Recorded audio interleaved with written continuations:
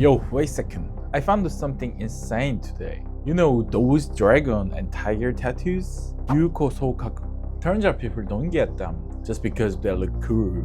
There's a 2,500 years old story behind it. 2,500 years. And here's the crazy part.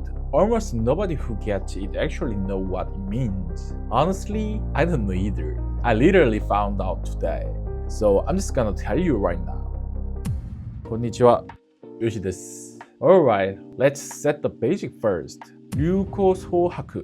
Literally, it means the dragon and the tiger clash. But here's the question. Who wins? You'd think the dragon, right? Stronger, royal, sky rules vibe. But the answer is neither. They are not fighting to win. That probably sounds weird right now. But once you hear the whole things, you'll go, oh damn. And one more thing, the dragon must be above, the tiger must be below. Sounds obvious, right? But the reason is deeper than you think. Keep those two ideas in mind. Do you know where this begins? It starts with the I Ching, an ancient China philosophical text from before Christ. People think it's just fortune-telling book, half right, half wrong.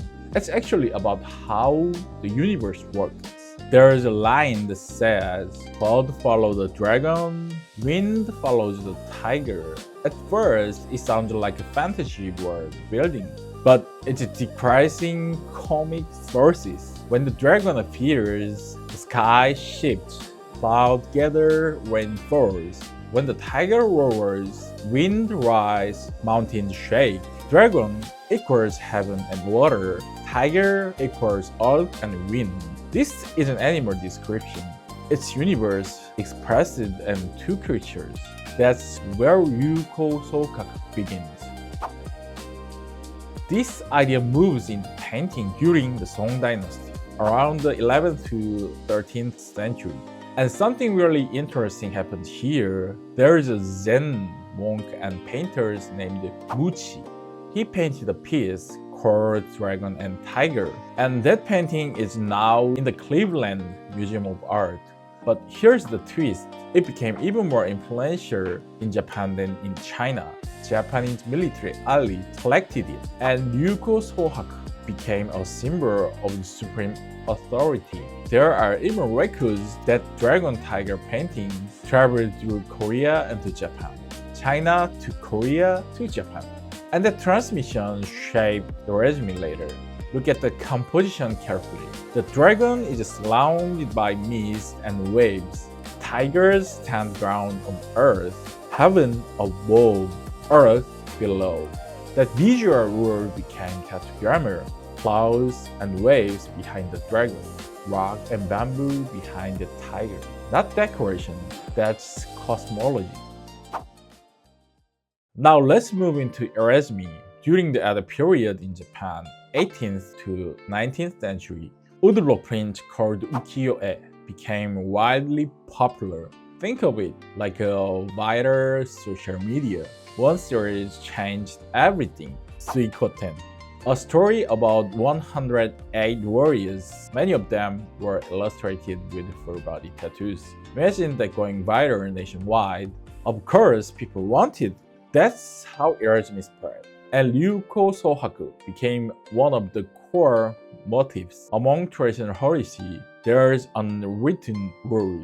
The dragon above, the tiger below. This is Tenchi, heaven and earth. And there is no final victory. And here's the sub-detail. Tiger must look upward. If it looks away, it's just two animals. The upward gaze creates RYUKO SOHAKU. One eye direction changes entire meaning. Alright, let's go back to the first question. Who wins? The answer is no one. And that's her point. It sounds strange at first, but think about heaven and earth fighting. The heaven wins, earth disappears. If earth wins, heaven disappears. Either way, the world collapses. That's Tenchi. And that's Onmyo. If one side completely dominates, balance dies. RYUKO SOHAKU is about tensions, not victory. It's not I conquer. It's I stand equal against any forces. And that's powerful because it's real.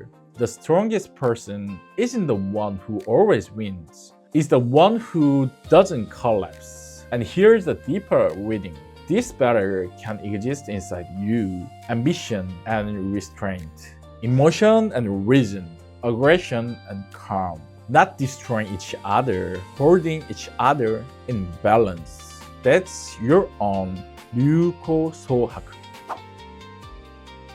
Alright, quick practical talk.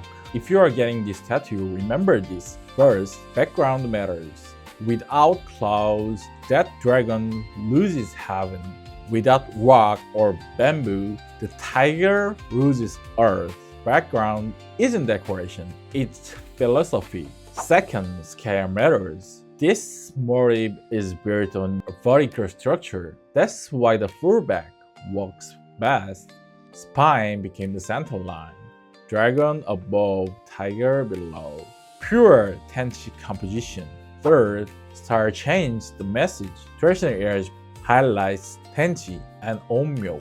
Realism or black work highlights low energy. Neither is wrong. It depends on what you want to say. Let's wrap this up. It begins with the I Ching. Poets turned it into metaphor. Painters turned it into image. Japanese artists turned it into symbol. Poets turned it into skin. And the core message, it's not about winning. It's about eternal confrontation. Honestly, I see it differently now. Next time, I'll break down dragon only versus tiger only tattoos. Trust me, it's bigger than you think. Thanks for watching. Hit like and subscribe. お疲れ様でした。